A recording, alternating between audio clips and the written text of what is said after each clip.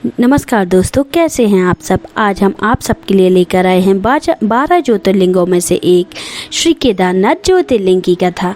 शिव जी का 5वां ज्योतिर्लिंग उत्तराखंड में स्थित है। इसका नाम केदारनाथ है। 12 ज्योतिर्लिंगों में सर्वोच्च केदारनाथ धाम की अनोखी कहानी है। कहते हैं कि केदारेश्वर ज्योतिर्लिंग के प्राचीन मंदिर का निर्माण पांडवों ने कराया था। पांडवों के अनुसार केदार महर्षि अर्थात वैसे का पिछला भाग है।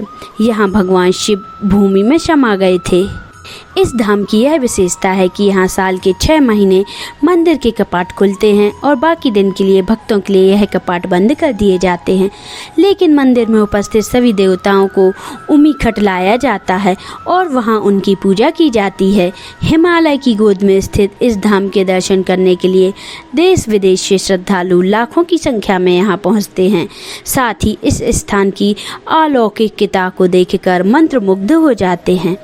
मान्यता है कि बाबा केदार के दर्शन के बाद ही बद्रीनाथ जी के दर्शन करने की मान्यता है, अन्यथा यहाँ की पूजा निष्फल मानी जाती है। इसके साथ धार्मिक ग्रंथों में यह भी बताया गया है कि यहाँ बाबा केदारनाथ सहित नर नारायण के दर्शन करने से सभी पाप मुक्त हो जाते हैं और अंत में मोक्ष की प्राप्ति होती है।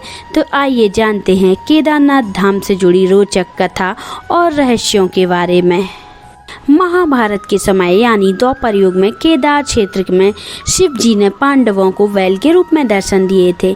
मान्यता है कि केदारनाथ धाम में स्वयंभू शिवलिंग स्थापित है। स्वयंभू शिवलिंग का अर्थ है जो स्वयं प्रकट हुआ है। केदारनाथ मंदिर का निर्माण पांडव राजा जन्मेजय ने कराया था।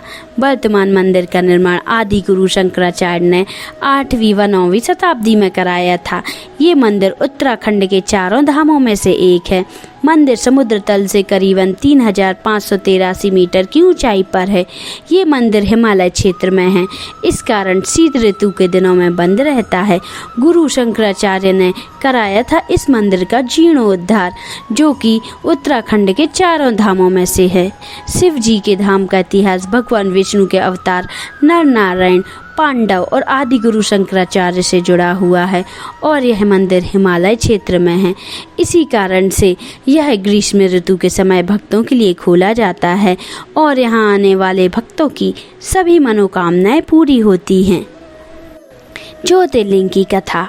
इस ज्योतिर्लिंग की स्थापना का इतिहास संक्षेप में यह है कि हिमालय के केदार श्रृंग पर भगवान विष्णु के अवतार महातपस्वी नर और नारायण ऋषि तपस्या करते थे।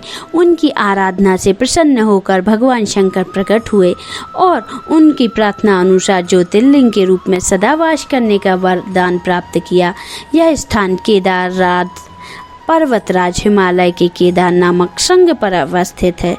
पंच केदार की कथा ऐसी मानी जाती है कि महाभारत के युद्ध में विजय होने पर पांडव भ्रात हत्या के पाप से मुक्ति पाना चाहते थे। इसके लिए वे भगवान शंकर का आशीर्वाद पाना चाहते थे, लेकिन वे उन लोगों से रुष्ट थे। भगवान शंकर के दर्शन के लिए पांडव काशी गए, पर उन्हें वहां वो नहीं मिले। वे लोग उन्हें खोजते हुए हिमालय तक आ पहुँचे। भगवान शंकर पांडवों को दर्शन नहीं देना चाहते थे, इसीलिए वे वहां पे अंतर्ध्यान होकर केदार में जा बसे। दूसरी ओर पांडव भी लगन में पक्के थे। वे उनका पीछा करते करते केदार पहुंच ही गए। भगवान शंकर ने तब तक बैल का रूप धारण कर लिया और वे अन्य पशुओं से जा मिले। पांडवों को संदेह हो गया था, अतः भीष्म ने अपना विशाल रूप धारण कर 2 पहाड़ों पर पैर फैला दिया। अन्य सब बैल गायब हो गए और निकल गए, पर शंकर जी रूपी बैल के रूप में नीचे से जाने को तैयार नहीं हुए। भीष्म बलपूर्वक इस बैल पर झपटे, लेकिन बैल भूमि में अंतर्ध्यान होने लगा। तब भीष्म ने बैल की त्रिकोणात्मक पीठ का भाग पकड़ लिया। भगवान शंकर पांडवों की भक्ति से दृढ़ संकल्प को देखकर प्रसन्न हो गए। उन्होंने तत्काल दर्शन देकर पांडवों को पाप मुक्त कर दिया। उसी समय से भगवान शंकर बैल की पीठ की आकृति पिंड के रूप में श्री केदारनाथ में पूजे जाते हैं। ऐसा माना जाता है कि जब भगवान बैल के रूप में अंतर ध्यान हुए तो उनके धड़ के ऊपर का भाग काठमांडू में प्रकट हुआ। अब वहाँ पर पशुपतिनाथ का प्रसिद्ध मंदिर है। शिव की भुजाएं तुंगनाथ में, मुख रुद्रनाथ में, नाभि मध्य महेश में और जटा कल्पेश्वर में प्रकट हुए। इसलिए इन 4 स्थानों सहित श्री केदारनाथ को पंच केदार कहा जाता है। यहाँ शिव जी के भव्य मंदिर बने हुए हैं। केदारनाथ धाम का जिक्र स्कंद पुराण में भी आता है। इसमें बताया गया है कि एक बार माता पार्वती ने भगवान शिव से प्रश्न किया, जिसके उत्तर से भोलेनाथ ने बताया कि यह क्षेत्र उतना ही प्राचीन है जितना कि मैं हूँ। भगवान शिव जी ने विस्तार से बताते हैं कि इस स्थान पर सृष्टि की रचना के लिए ब्रह्मा के रूप में पर ब्रह्म तत्व को प्राप्त किया था। तभी से यह स्थान उनके लिए आवास के समान है।